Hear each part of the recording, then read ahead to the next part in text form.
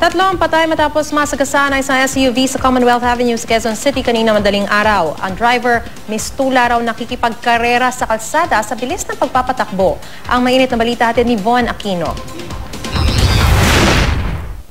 Kalunos-lunos ang sinapit ng tatlong taong nakatayo lamang sa kanto ng Barangay Commonwealth Plaza sa Quezon City nang araruhin sila ng umano'y humahagibis na SUV na ito pasado alas 3 kaninang madaling araw.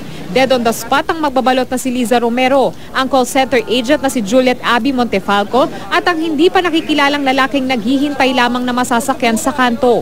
Swerte namang galos lang sa braso ang tinamo ng tricycle driver na si Ronilo Dario na inabot din ang impact ng pagsalpok ng SUV na patagilid lumusot sa gate ng plaza. Papunta siya rito, ang bilis ng takbo niya.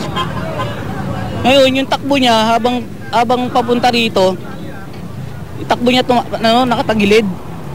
Habang nakatagilid yung sasakyan, sumalpok na dyan. Dumire-diretso na dyan sa may nagtitinda ng balot.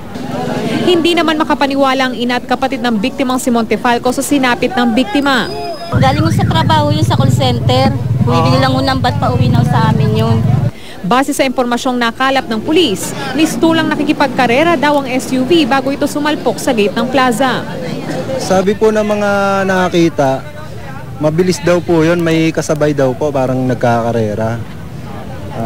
Siguro na nawala ng balance siguro, bali sumalpok na dito. May natagpo ang police cap at ID na may apelido ng isang opisyal sa PNP at isang driver's license ng isang nagngangalang Francis Taguba.